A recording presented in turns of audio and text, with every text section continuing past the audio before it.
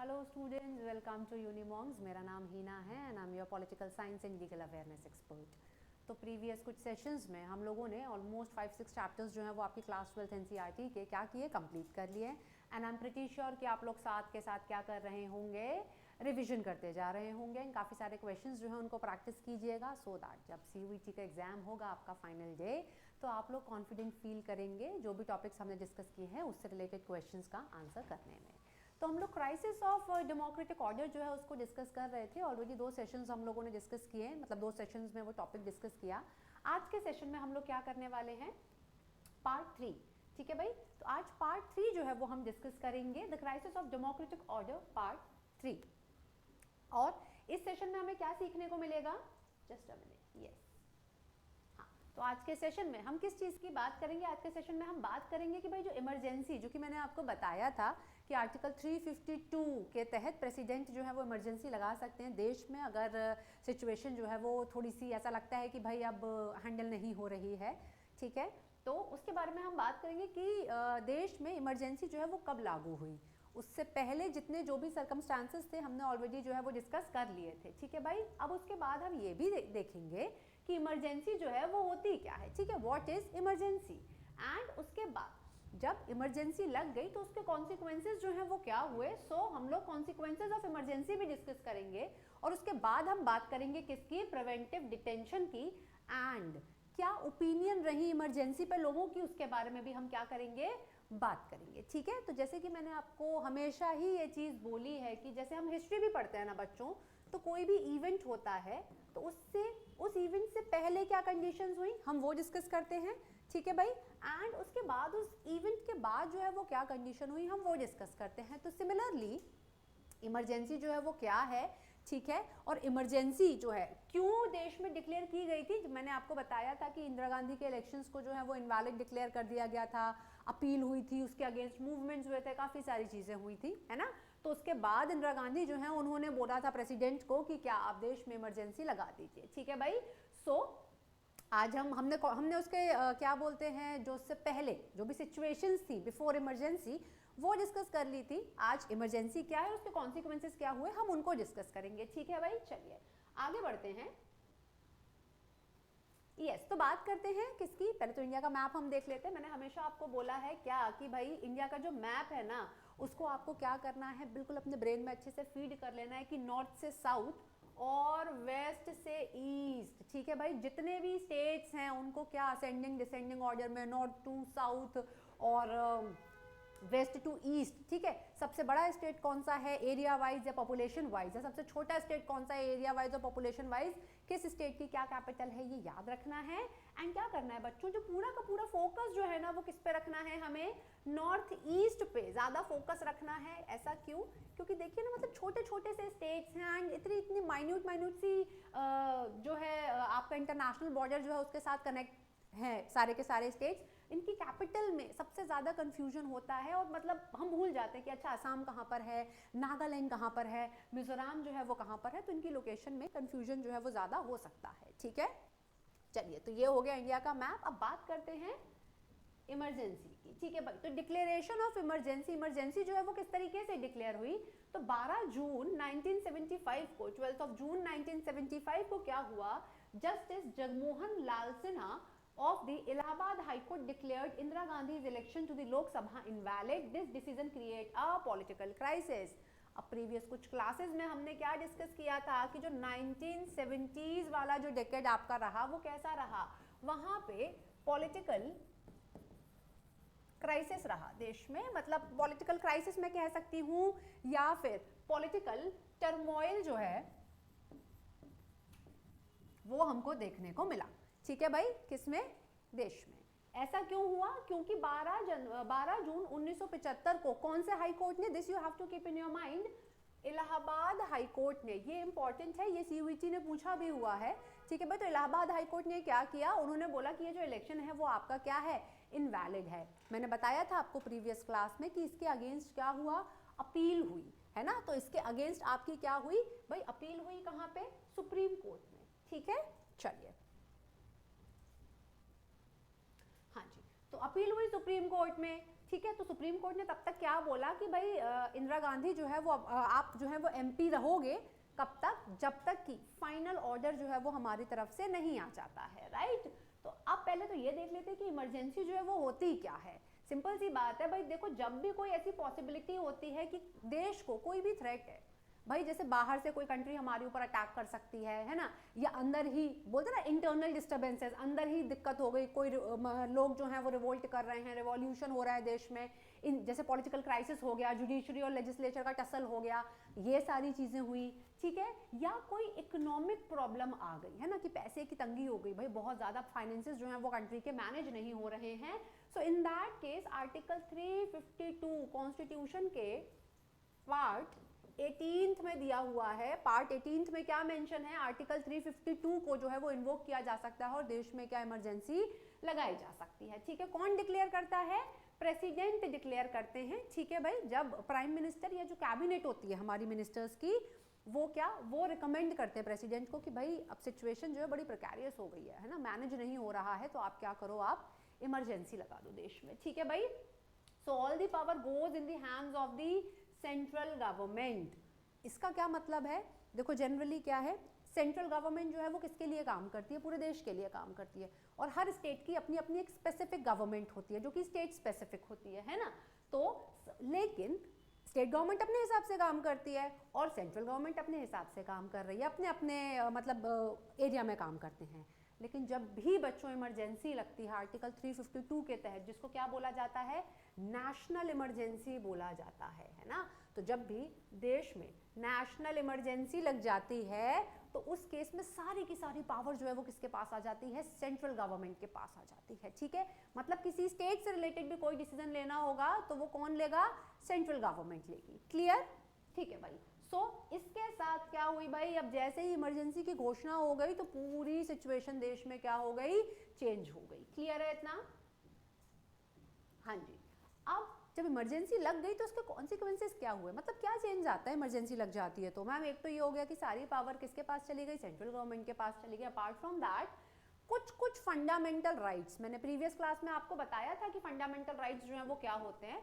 तो कुछ fundamental rights जैसे कि फ्रीडम ऑफ प्रेस और इसके अलावा कुछ राइट्स जो होते हैं वो सस्पेंड हो जाते हैं, है ना, कि फॉर द टाइम बीइंग आप उन राइट्स को एक्सरसाइज नहीं कर सकते हो। प्रेस क्या होती है भाई, आपका रेडियो, न्यूज़पेपर, है ना, टेलीविजन, राइट। आजकल तो भाई आपका और भी सारे प्लेटफॉर्म्स है जिनका यूज़ किया जाता है, जितने भी ब्रॉडकास्टिंग प्लेटफॉर्म्स आपके होते हैं, है ना, तो इन सब पे क्या लग जाता है, रेस्ट्रिक्शन लग जाता है, ठीक है, इनको सस्पेंड कर दिया जाता है। और जितने भी प्रोटेस्ट और आपके जो स्ट्राइक्स वगैरह थे जो भी हैं वो सब क्या हो गए, बैन हो गए, और जितने भी ऑपोजिशन लीडर्स थे उनको क्या किया, उनको उठा के जेल में डाल दिया, इमरजेंसी लग गई भाई, ठीक है भाई। और पार्लियामेंट ने भी काफ़ी सारे चेंजेस किए ताबड़तोड़ तरीके से कॉन्स्टिट्यूशन में, ये कॉन्सिक्वेंसेज हुए इमरजेंसी लगने के, क्लियर इतना, ठीक है। अब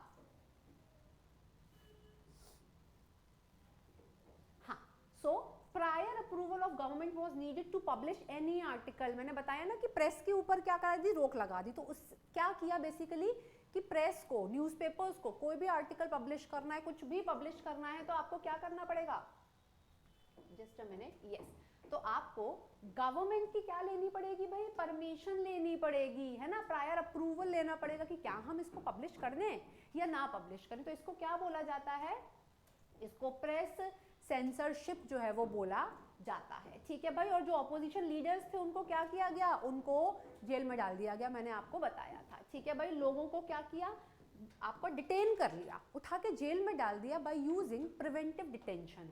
अब आप बोलोगे मैम ये प्रिवेंटिव डिटेंशन जो है वो क्या चीज़ है ना, प्रिवेंटिव डिटेंशन के बारे में बात करेंगे तो मैं आपको बताऊंगी।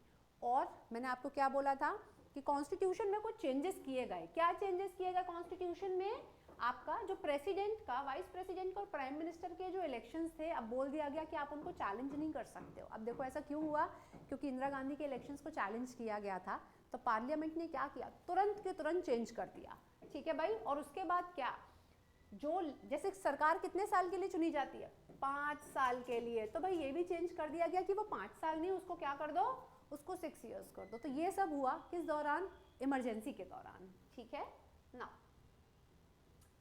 अब मैम ये प्रिवेंटिव डिटेंशन क्या था जिसका यूज करके लोगों को उठा के जेल में डाल दिया गया था? तो मैं आपको बताती हूँ कि प्रिवेंटिव डिटेंशन जो है वो क्या होता है कि जब किसी भी पर्सन को क्या किया जाता है, वो पुलिस कस्टडी में रख लिया जाता है सिर्फ शक के आधार पे, कि पुलिस को ऐसा लगता है कि भाई ये इंसान ना आगे गड़बड़ी कर सकता है, आगे कोई क्राइम कर सकता है ना, इसकी वजह से सिचुएशन जो है वो खराब हो सकती है सोसाइटी में। सो सिर्फ उसी के बेसिस पे, है ना, उस शक के बेसिस पे क्या किया जाता है, सस्पिशन के बेसिस पे क्या किया जाता है, उसको पुलिस कस्टडी में रखा जाता है, सो दैट कोई भी क्रिमिनल एक्ट वो ना परफॉर्म कर पाए जिससे कि सोसाइटी को क्या हो, किसी भी तरीके का हार्म हो। तो इस चीज को रोकने के लिए, मतलब प्रिवेंटिव, पहले ही, ऐसे बोलते हैं ना कि precaution is better than cure. तो भाई कोई क्राइम करे, कुछ करे, इन्वेस्टिगेशन होगी, बाद में सब कुछ चीजें होंगी, उससे पहले ही हमें क्या कर लेना है, उस इंसान को पकड़ लिया। क्लियर है इतना? चलिए भाई ना, अब ओपिनियन की हम बात कर लेते हैं। जैसे इमरजेंसी लग गई है ना, तो ऐसा तो है नहीं कि भाई सारे लोग फेवर में रहे होंगे इमरजेंसी के, क्योंकि देखो इमरजेंसी लगने के बाद कितने रिस्ट्रिक्शंस लग गए, प्रेस पर रिस्ट्रिक्शंस लग गए, लीडर्स को जेल में डाल दिया गया, कॉन्स्टिट्यूशन में चेंजेस कर दिए गए। तो एक तरीके से देश जो है ना, वो दो मतलब हिस्सों में, आपका ओपिनियन जो है वो दो अलग अलग हिस्सों में बट गई।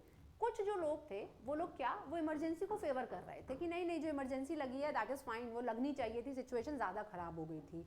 और जो कुछ लोग थे उन्होंने क्या बोला कि नहीं, सरकार ने गलती की है, उनको इमरजेंसी जो है वो नहीं लगानी चाहिए थी। ठीक है भाई, तो ओपिनियन क्या है इमरजेंसी पे? फेवर में जो लोग थे, देखो यहाँ पे फेवर में जो लोग थे उन्होंने क्या बोला कि भाई इमरजेंसी जो है वो क्या है, वो नेसेसरी है, बहुत ज़रूरी है। और जो लोग अगेंस्ट थे, जो लोग इमरजेंसी का अपोज कर रहे थे, उन्होंने क्या बोला कि भाई गलत है, इस तरीके से आप सारी चीज़ें अपने कंट्रोल में नहीं ले सकते हो, और किसी भी चीज़ पे देश में आप इमरजेंसी या आपातकाल जो है वो घोषित नहीं कर सकते हो। क्लियर इतना यहाँ तक? देखो तो यहाँ से आपको क्या याद रखना है, that article 352 talks about national emergency. ठीक है, आर्टिकल आपसे पेपर में पूछा जा सकता है। एंड अपार्ट फ्रॉम दैट भाई पूरा का पूरा जो इमरजेंसी वाला चैप्टर है वो कौन सा चैप्टर है? पार्ट 18, है ना। तो ये बस हमको याद रखना है। चलिए इसके बाद हम आगे बढ़ते हैं।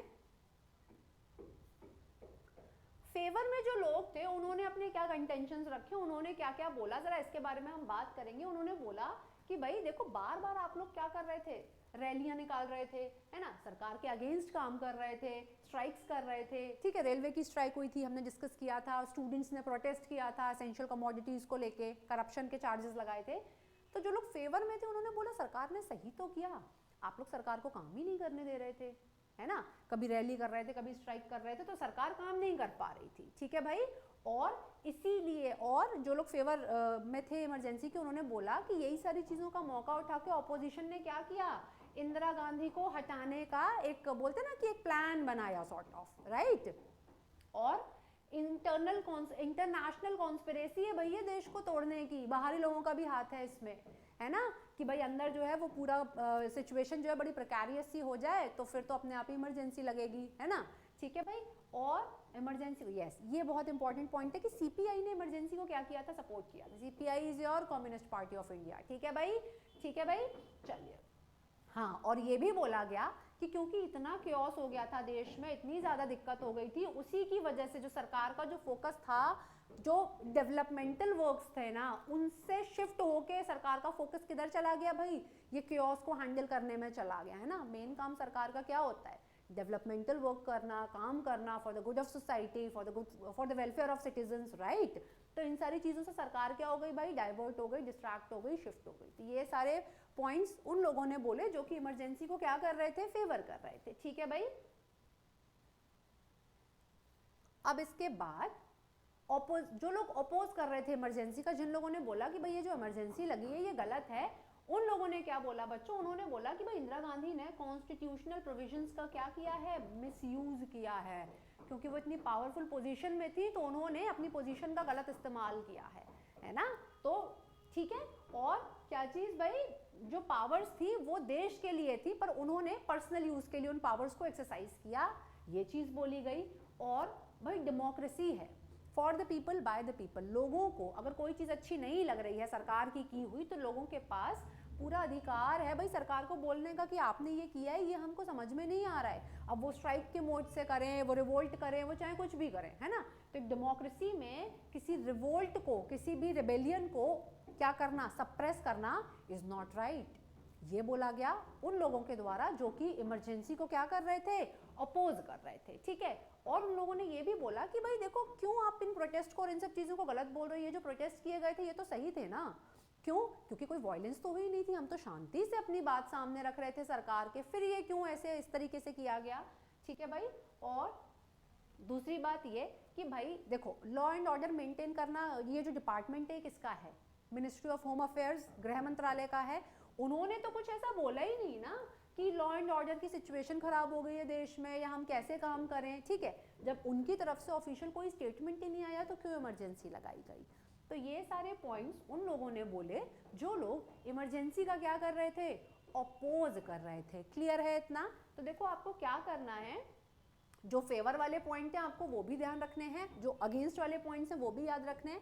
And the most important thing आपको ये याद रखना है कि कौन जो है वो इमरजेंसी को फेवर कर रहा था, जैसे मैंने बताया ना कम्युनिस्ट पार्टी ऑफ इंडिया, ठीक है। तो इस तरीके के क्वेश्चंस जो है वो पेपर में आपसे क्या किए जा सकते हैं, पूछे जा सकते हैं। तो देखो अगर आज के सेशन की मैं बात करूं तो हमने पढ़ा क्या आज के सेशन में, आज के सेशन में बेसिकली हमने देखा कि इमरजेंसी क्या होती है, बहुत इंपॉर्टेंट, प्रिवेंटिव डिटेंशन जो है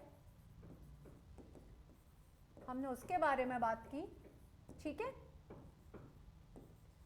एंड इसके अलावा क्या, प्रिवेंटिव डिटेंशन देखा, ये देखा, एंड देन हमने डिस्कस किया the consequences of emergency, right. और फिर कौन कौन फेवर में था इमरजेंसी के और कौन जो है वो क्या कर रहा था, अपोज कर रहा था। यहाँ तक हमने क्या कर लिया, कंप्लीट कर लिया। तो 3 लेक्चर्स जो है वो हम इस चैप्टर पे आपके कर चुके हैं एंड ज़्यादा से ज़्यादा 2 लेक्चर्स और ये चैप्टर जो है वो आपका क्या हो जाएगा, कंक्लूड हो जाएगा। देखो बहुत तेज़ी से ना ये जो एनसीईआरटी है आपकी इंडियन पॉलिटिक्स वाली, ये कंप्लीट होती जा रही है।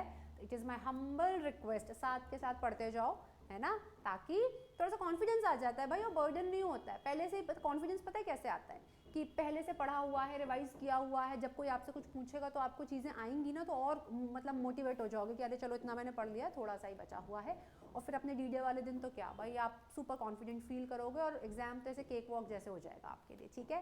तो नेक्स्ट सेशन में यहीं से आगे कंटिन्यू करेंगे। Thank you so much for watching this video, bye bye, take care, thank you.